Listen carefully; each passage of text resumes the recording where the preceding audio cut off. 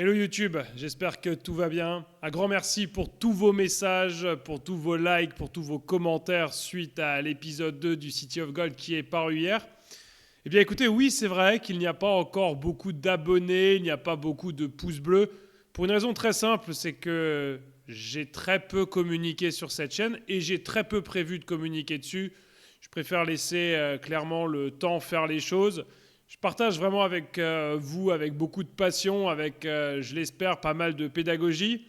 Et par rapport à vos différentes demandes sur les ranges, par rapport à vos différentes demandes sur des mains problématiques que j'aurais perdues, eh bien évidemment, j'en prends bonne note et je serais ravi de les partager avec vous, de les analyser aussi, parce que ça fait partie de l'apprentissage. Hein. Souvent, prendre un mauvais coup, se tromper de décision, ça fait partie de l'apprentissage.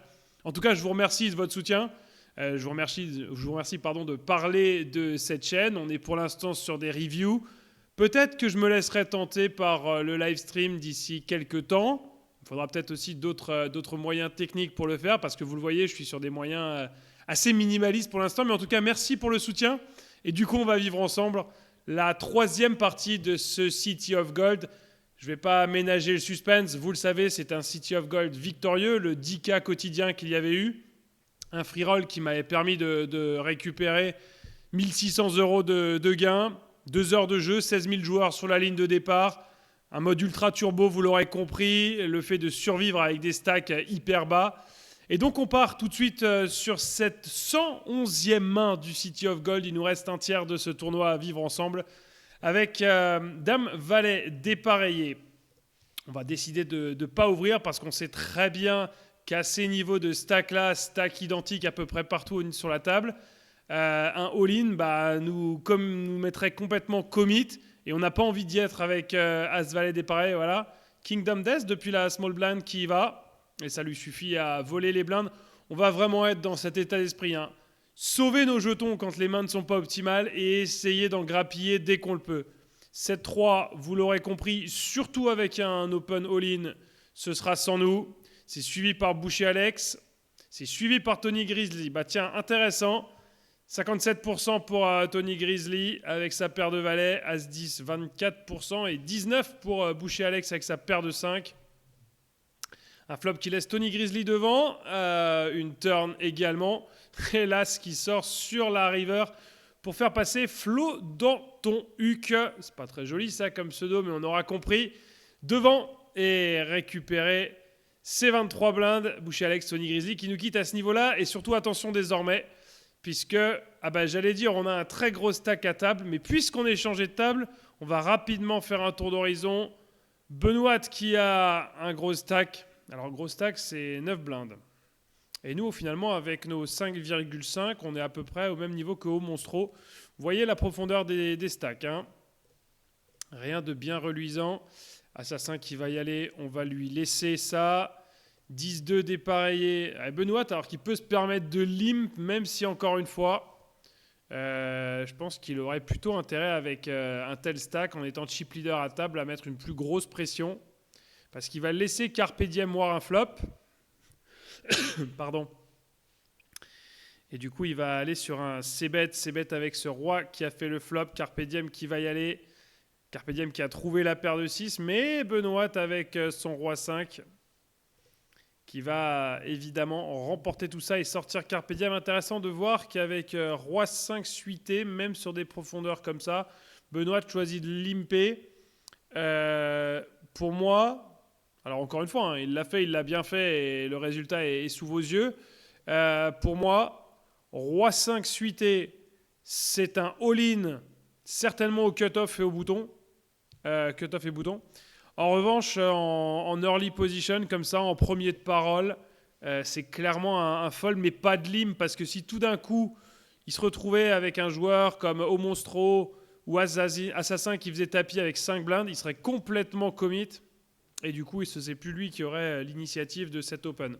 Donc ça se goupille bien, mais je pense que c'est pas la théorie. À suite au bouton, vous l'aurez compris, on y est. Avec l'idée, puisqu'on est déjà dans les places payées, de pourquoi pas gagner un palier. Il n'y aura même pas besoin de ça, puisqu'on parvient à voler la blinde de Benoît et à être le deuxième stack de cette table. 2-9, même au bouton, ce sera sans nous. Bataille de blindes entre Benoît et Omonstro. Dame 9-3. Benoît qui prend le lead. Alors, c'est marrant parce qu'il utilise le fait d'être gros stack, mais sans mettre un maximum de pression. Il se laisse toujours la porte de sortie, de ressortir du coup sans avoir mis trop de jetons. Et en même temps, il ne s'offre pas la possibilité de voler des jetons gratuits parce qu'il met une grosse pression. Sharon à tapis avec la Big Blind. Assassin à tapis. Nous, on va laisser ça. Etherim à tapis. On a de la paire de 6, on a du roi de suité, on a du valet dame dépareillé. Pour l'instant, la paire de 6 qui est devant, mais alors il y a 2 carreaux, il y a aussi des backdoors pour des straights chez Assassin. Cette dame qui fait rentrer la paire de dames ici. Et finalement, le carreau qui va offrir ça à Sharon. Mais alors, je crois que Sharon était très très low en stack. Ouais, et Assassin qui va récupérer des jetons. Et on perd Etherim 66 sur cette main. Alors, je vous le dis, hein, encore une fois, les paliers continuent de monter. Donc, on est ravis comme ça quand il y a 3 joueurs qui vont à tapis et potentiellement 2 qui sautent. Il y en a qu'un qui a sauté sur le coup. Mais dites-vous bien que sur toutes les tables à peu près du City of Gold à ce moment-là, ça ressemble à ça, les profondeurs de stack. Omonstro qui va y être après le limp de Benoît. Il va y aller avec Dame 7 suité contre Valet 9 suité. Cet As qui fait pour l'instant les affaires de Benoît. Et ce 5 qui va le laisser devant. Et ça va lui permettre de sortir Omonstro. Et d'être avec un très joli stack. 12 blindes et demi à ce moment du tournoi. C'est un très beau stack. Bon, vous l'aurez compris, on découvre As-Dame dépareillé à la Big Blind. Quel que soit le scénario, on va y aller. Sharon qui va limp. Pour nous, ce sera tapis. Et on se retrouve avec un grand classique As-Dame contre paire de roi. Alors, As-Dame dépareillé, vous le voyez, hein, face à paire de roi, ça représente 28%, même pas. On est sur un 72-28 pour Sharon. Heureusement, on va faire l'As sur le flop. Et ça va tenir jusqu'à la river. Ça nous permet de sortir Sharon et ça nous permet de nous remettre à 6,7 BB. On est en théorie plus que 3 à table, donc il y a fort à penser que la table va évoluer. Voilà, c'est le cas avec des nouveaux joueurs qui arrivent. Alors, Kikox, 7,1 BB, intéressant. Gaël qui lui va quasiment être commit. On a Valet 8 en small blind, suité. C'est évident que si Benoît et Kikox nous laissent tranquilles, on va y aller jouer notre Valet 8 suité. Benoît qui va limp. Assassin qui met ses 0,7. Et du coup, on va laisser Benoît s'expliquer avec... même pas Gaël qui va sortir et qui va garder 0,2 avec le As-5 dépareillé d'Assassin qui est pour l'instant devant et qui va tenir. Ça fait 3,2 blindes pour Assassin qui reste en vie. Et Gaël avec ses 0,2, avec le jeu des blindes, va être à tapis. Il va être à tapis mais sur une table où on n'est pas. Bon, très bien. Alors, qui est-ce qu'on retourne? Vous voyez qu'il y a énormément de joueurs éliminés au fur et à mesure. On observe la table. On est le plus petit stack. Ça va jouer parce que Obito, Algo sont des joueurs qui ont 10 blindes ou plus et qui peuvent mettre de la pression sur des tapis comme le mien, comme celui de 25 turns. Parieur est pas si mal que ça. On va voir Dame 7 en big blind. Très content d'avoir ce walk. Ne pas avoir à jouer. Walk W-A-L-K, les amis. Si certains pensent qu'on fait de la politique, absolument pas, on joue au poker ici. C'est bien un walk, le mot anglais, pour justifier qu'on a pu ramasser les jetons sans avoir la moindre action à faire. All-in pour parieur. Personne ne va y aller, ça va suffire pour ramasser les blindes. On a vu TT Arget qui était venu à table avec 7 blindes environ. 10-3 off du bouton, non, surtout pas avec la relance d'Algo.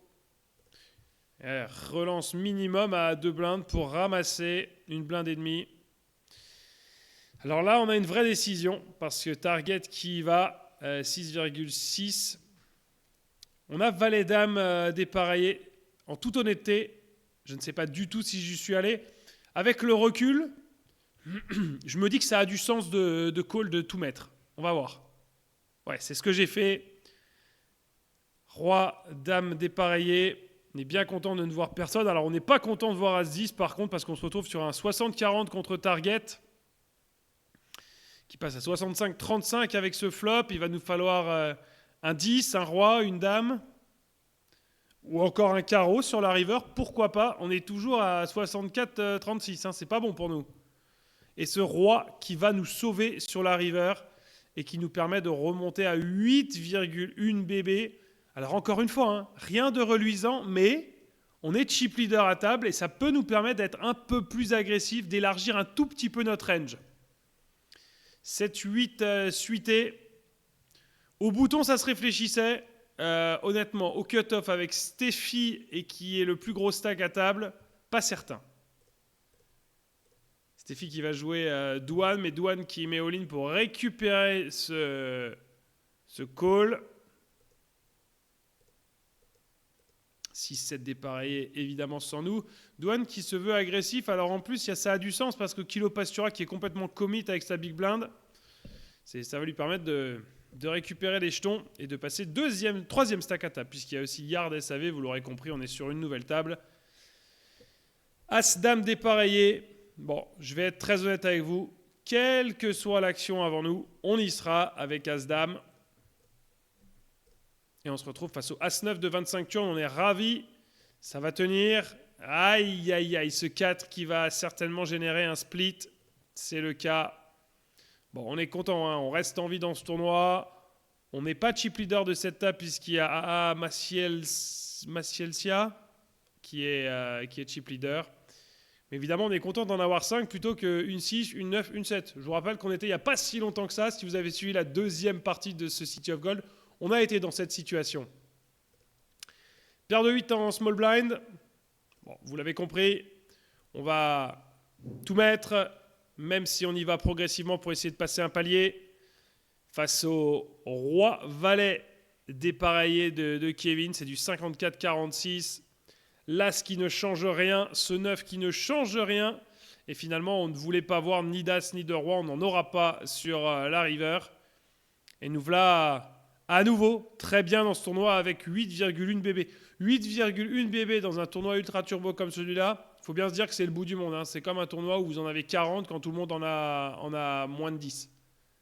Donc c'est une très bonne nouvelle. Et regardez, les paliers continuent de chuter. On était à 8, on passe à moins de 6. All-in pour Meumeu.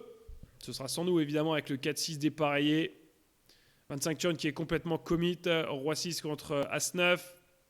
Meumeu qui fait le 9 sur le flop. 25 turns qui fait le 6 sur la turn. Et ça va tenir avec ce valet river pour Meumeu 13. Adieu. 25 turns. 8-5 c'est sans nous. AA Macielsia qui va tout mettre depuis le bouton. Ça suffit pour voler les blindes. On y retourne depuis le bouton. I punt my armor qui est déjà all-in. Meumeu qui va laisser As 6 contre Dame 5. On fait l'As sur le flop. Et ça va tenir. I punt my armor qui va quitter le tournoi à ce moment-là. À ce moment-là, nous, pour le coup, on n'est pas très frais. Hein. Moins de 4 blindes, les amis. Valet 8 dépareillé. On est trop loin du bouton pour y aller. Meumeu qui va tout mettre. Et on va être avec Dame 6 dépareillé contre 6-3 suité. Pour l'instant, ça tient pour Jeep 6. Oh, et ce valet sur la river qui permet à Meumeu de rester en vie et de split avec un full des deux côtés. Hallucinant. 8-4, vous vous en doutez, on va pas y aller, surtout pas avec un tapis. Mais ça va nous mettre dans une situation très très short. 1,1 blinde. Bon, on est content de découvrir la paire de 6. On se dit aussi qu'il peut y avoir de l'action avant nous parce qu'on est en small blind. Mais là, autant vous dire qu'on va y être. On va y être, même si Gypsy y va. Non, même pas. Ouais, alors là, pour le coup, il n'y a rien de théorique. J'étais sûr qu'on allait y être. Encore une fois, hein, je redécouvre le replay avec vous et j'essaye de l'analyser, de le comprendre, de voir comment on a été à la victoire. En théorie, pour moi, là, avec paire de 6, on y était. Alors, est-ce que j'ai choisi de ne pas y aller parce qu'il y avait un palier pas loin ? J'ai pas les paliers, j'ai pas les joueurs restants sous les yeux, donc difficile de vous le dire. Mais on n'est pas dans la théorie, là. On va voir ce que va faire AA Macielsia. Il va y aller. Alors, on avait paire de 6. On se serait retrouvé face à Roi-Valet dépareillé et face à 4-7 suité. Bon, là, il y a 2 paires déjà pour Massilia, donc bon choix. Vous voyez, la théorie nous aurait amené à quitter le tournoi à ce moment-là, alors qu'il reste encore un paquet de mains à jouer. Donc, je sais pas pourquoi j'y ai pas été. J'ai choisi de patienter et d'accepter d'avoir seulement 1,1 blinde. Situation délicate, hein. Parce que vous voyez, à table, je suis désormais le plus petit. Alors oui, je vais survivre dans le tournoi, mais quelle difficulté. Dame 8 off, j'y vais pas. On va laisser ça à Keja. Dame 3 suité, j'y vais pas. Et donc, vous l'avez compris, s'il n'y a pas de changement de table, on sera à tapis forcé sur la big blind. Évidemment, une situation dans laquelle on n'a pas envie de se retrouver. D'où l'idée que la théorie nous obligeait à y aller avec cette paire de 6. Et donc, on se retrouve à tapis 0-3 bébé, 10-2 off. Ville Lumière qui met tapis avec 4,7. Autant vous dire que c'est pas plaisant. Voir As-9 face à nous, As-6 face à nous. La seule bonne nouvelle, c'est qu'on est 3. On a 33% d'équité. Et il y a surtout un As de chaque côté. Donc moins de chances qu'un As sorte au board. Donc on va prendre tout 10 ou tout 2 qui va sortir. Voilà, par exemple, ce 2 qui sort, il est extraordinaire pour nous parce qu'on passe avec 65% d'équité. Ce 5 ne change rien. Évidemment, on ne veut pas avoir d'As, on ne veut pas avoir de 6, on ne veut pas avoir de 9. Il y en a déjà qui sont dans les mains de nos adversaires. Et ce 5 qui va nous rendre heureux comme jamais parce qu'il nous laisse en vie. Alors, en vie, oui. En survie, 1,6 bébé alors qu'on vient de gagner un pot en 3-way. Bon, c'est pas la folie, mais on est vivant. Roi 8 dépareillé, Keja qui y va, on va se mettre à même niveau. Là, encore une fois, la théorie est très claire, il faut y aller. C'est ce qu'on va faire. Ville Lumière qui va call. Et vous voyez qu'on a moins d'équité ici parce qu'on a As-9 chez Keja, mais sans As chez Ville Lumière. Et donc, on n'a que 30%, 31% avec Roi 8, alors qu'on avait tout à l'heure 33% avec 10-2. Vous voyez que tout est vraiment corrélé, en fait. Vous êtes dans un pot de three-way avec une main, en théorie, qui est plus forte que 10-2. Mais vous avez moins d'équité parce qu'en face, il y a des mains un peu différentes. On va faire le 8 sur le flop. Dieu merci. Alors, ce 6-là, il ne nous arrange pas parce que ça peut faire rentrer pas mal de quintes, hein, que ce soit ici avec le 9 de Keja ou avec 5-10 de Ville Lumière. Et heureusement, ce valet qui va nous permettre de survivre et pour le coup de nous relancer à 4,2. Je vous rappelle qu'on était à tapis 0,3 tout à l'heure. On est à 4,2, chip leader de la table. Ouais, alors chip leader, il faut le dire vite. Hein. 4,2, 4,1 blinde désormais une fois que les antés sont partis. Keja qui est à tapis forcé. Ville Lumière qui y va. As-3 contre Dame 10. Oh là là, Keja qui fait la straight sur le flop. Évidemment, ça va tenir et ça va permettre à Keja de rester en vie avec 0,2. Ça s'appelle un sursis. 9-8 contre Valet Dame suité. Keja qui va faire le 9 sur le flop et la straight sur la turn. C'est incroyable le run de Keja qui remonte, mais qui remonte à 0,6. On n'y est toujours pas. Valet, Dame dépareillé. Bartender qui y va. Keja qui va y aller. J'ai envie de vous dire la théorie c'est de call, mais je sais pas. Je sais pas ce que j'ai fait. La théorie c'est évidemment de call. On va y aller. Alors, on n'est pas content de voir As-10 dépareillé. 40% pour Bartender, 38% chez nous. Bon, le 6-2 dépareillé de Keja, ça n'a normalement pas de... C'est pas un danger pour nous. Et c'est logique d'avoir vu Keja aller à tapis. On va faire le valet sur le flop et on est ravis de passer à 81%. Ce roi ne change rien. Et ce 3 ne change rien non plus. Sinon que nous, on est ravis d'éliminer Bartender et Keja. 2 joueurs en moins dans ce City of Gold. Et surtout, 6 blindes de notre côté. On retrouve AA Massilia, on retrouve Ville Lumière, 4 bourreaux, on n'avait pas encore vu. Yartsav, on l'avait aperçu à une table, mais pas de coup joué contre lui. Et il me semble que ça pourrait ressembler à la table finale ou pas loin. Si c'est pas la table finale, c'est la demi de souvenir. Ville Lumière qui met tapis. On va le laisser même avec un as au bouton. 5-8. On va le laisser, surtout que 4 bourreaux va mettre tapis. Ah, Massilia met tapis. Ville Lumière, il va également. Bon, vous voyez, hein, on a 2 rois déjà qui sont dans les mains des joueurs. On a 2 dames dans les mains des joueurs. Donc forcément, le roi-dame suité a une très très grosse avance sur roi-valet dépareillé. 57% pour Amasselia. C'est un bon board, un bon flop. 75% désormais. Ce 8 qui ne changera rien. Et ce 6 qui ne changera rien non plus. Masselia qui passe chip leader de la table. On perd 4 bourreaux et on continue de passer les paliers. Ah, c'était donc la demi-finale. Voilà la table finale à 7 joueurs. On retrouve Renaud Horizon, pas aperçu. Zebranov, pas aperçu. Yartsav, on l'a vu juste avant. Sabrinaï, pas aperçu. Amalselia, on l'a déjà vu plusieurs fois. Et Ville Lumière, on l'a déjà vu. Petit tour d'horizon aussi des sizes. Zebranov qui a le plus gros tapis avec 6 blindes. 4,4 pour Yartsav. 4,7 pour Masselia. 3,7 pour Renaud Horizon. Dites-vous bien que là, les amis, chaque joueur éliminé, ça ressemble à entre 40 et 50 euros à l'instant où on se parle. Donc on va évidemment sur un free roll jouer l'ICM, les laisser s'amuser. Alors Zebranov qui y va, Renaud Horizon qui y va. Si on pouvait voir Ville Lumière rajouter voilà, sa 10e de blinde, parfait. Les valets pour Zebranov.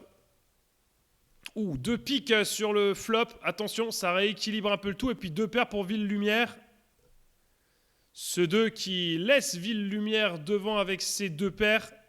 Et ce pic qui va rentrer, qui finalement fait sauter Ville Lumière, Renaud Horizon qui prend la couleur. Mais on va garder Zebranov qui était chip leader. On est content de prendre un palier supplémentaire. Et on est surtout très content, les amis, de voir apparaître 2 valets sur la main suivante. On y sera, vous l'aurez compris. Table finale, même face à Renaud Horizon. Cette paire de valets, on ne peut pas la jeter. On est content ce coup-là de voir valet roi chez Renaud Horizon, puisque les 3 valets sont sortis. Il n'en reste plus qu'un dans le paquet. On est surtout très content de se dire qu'il y a une seule carte qu'on ne veut pas avoir, c'est le roi. Là, il y a un peu plus de cartes qu'on n'a pas envie de voir parce qu'il y a des potentielles suites qui pourraient rentrer avec la dame. Donc évidemment, pas de dame, pas de roi. Ce 2 est génial pour nous. Ce 3 l'est encore plus. Et ça nous permet de prendre un maximum de jetons et de passer chip leader sur cette table finale. Sabrinaï à tapis forcé face au As-Valet dépareillé de Yartsav. Ça va passer hein, évidemment face à 2-7 dépareillés. La pire main pour Sabrinaï sur ce tapis forcé. Un nouveau joueur qui tombe. On continue d'augmenter. Ça doit ressembler à 80 euros, 90 euros chaque palier franchi. All-in avec Roi, Dame dépareillé. Zebranov qui vient avec Roi 7. Il va faire le 7 sur le flop. Il va nous falloir quelque chose si on veut gagner cette main. Soit un... il nous reste la dame. La dame est dame 10. Il nous reste c'est la raison pour laquelle on a 16% d'équité. Dame 10, 2 cartes fois 4, 2% par carte fois 4. Ça fait 8 fois 2 cartes. Ça fait 16% d'équité. C'est à peu près ce qu'on a. Et on ne va pas le faire. C'est Zebranov qui va prendre ce pot. On se retrouve à 4,4. Vous voyez, hein, quasiment tout le monde est dans les mêmes zones. On est entre 2,8 et 4,7. Sur cette table finale, As-Valet, c'est un tapis évident. Et le fait de voler les blindes, regardez, nous fait passer à 6,4. On a quasiment le double de tout le monde grâce à ce vol de blindes. 9-2 à défendre face à Yartsav. Ce sera sans nous. Valet 9. Face au all-in de Renaud Horizon, à mon avis, c'est sans nous. La paire de 2 au bouton, évidemment, on va y être. À Amasselia qui y va et on pourrait sortir à Amasselia. On est devant pour l'instant Valet 9 et ça va tenir. On est ravis de prendre un palier de plus. Alors à partir de maintenant, chaque palier, là, on est plutôt à 150-200 euros le palier. Hein. C'est hyper important de bien réfléchir ICM. Et surtout, on serait ravis de voir nos adversaires jouer des mains, se jouer entre eux. Yartsav qui va voler les blindes. As-6, on a 1,4 à rajouter pour sortir Renaud Horizon. La théorie, c'est d'y aller, évidemment. Et on va se retrouver face à As-2. Le 6 sur le flop, le 2 sur la turn, le 8 river qui nous permet de sortir Renaud Horizon. On prend encore une fois quelque chose comme 150 ou 200 euros en plus. Et on est les amis chip leader. On domine cette table largement. La relance all-in de Zebranov. Alors, c'est pas à nous d'y aller avec Dame 6 suité. Surtout qu'on a bien fait de ne pas y aller. On se retrouve avec les rois contre As 3. Et Yartsev qui va tenir, qui va sortir Zebranov. Ça, pour vous donner une idée, c'est encore une fois 300 € en plus, puisqu'on aura sur le dernier palier quelque chose comme 500 €. On est à 1100 € garantis déjà. 1100 € sur un free roll, rendez-vous compte. On joue pour la gagne et pour 500 € de plus. Face à Yartsev, 3-2, dépareillé. Il va nous le laisser, c'est gentil. 5-3, on va le lui laisser, évidemment. Roi 8, on est content d'aller voir un flop avec Roi 8. On va le laisser mener la danse et gentiment se coucher s'il y a tout As-X qu'il peut avoir est devant nous. À nous d'avoir As-X, ça vaut le coup de tout mettre. Je ne sais pas si c'est ce que j'ai fait, mais oui, all-in pour aller voler la blinde. 6-4, on est content de ne pas y aller.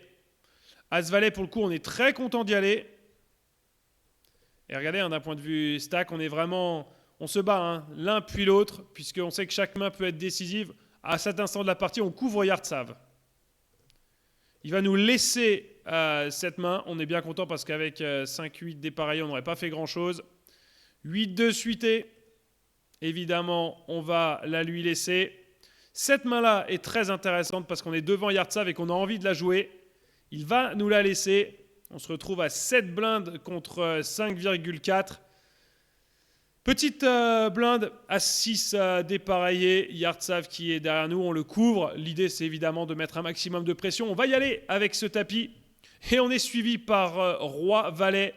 Ça va être un flip, les amis. 57-43. 57-43. Si on fait l'As sur le flop, c'est la victoire dans le City of Gold. On ne le fait pas, mais on est devant. On a toujours l'As. On fait l'As sur la turn. Voilà Yartsev, drawing dead. Et c'est sur cette main-là, exactement sur ce As-6 dépareillé, qu'on va remporter ce City of Gold. Et tout ce qui va suivre, évidemment, les 1600 €, le petit matelas de sécurité pour les semaines, les mois à venir. Et surtout, ce qui m'a fait prendre la décision de créer cette chaîne YouTube et de partager avec vous ma passion pour le poker avec, je l'espère encore une fois, un maximum de pédagogie. N'hésitez pas à liker, n'hésitez pas à commenter. J'espère qu'on se retrouve très très vite. Je vais réfléchir à toutes vos petites idées que vous m'avez soumises. Bon poker et encore une fois, un grand merci d'avoir suivi cette série consacrée à cette belle victoire dans ce free roll. City of Gold 10K, 0 de buy-in pour 1600 de gains. Voilà la magie du poker, voilà la magie Winamax. On se retrouve très vite les amis. À très vite sur les chaînes YouTube SBW68 Poker.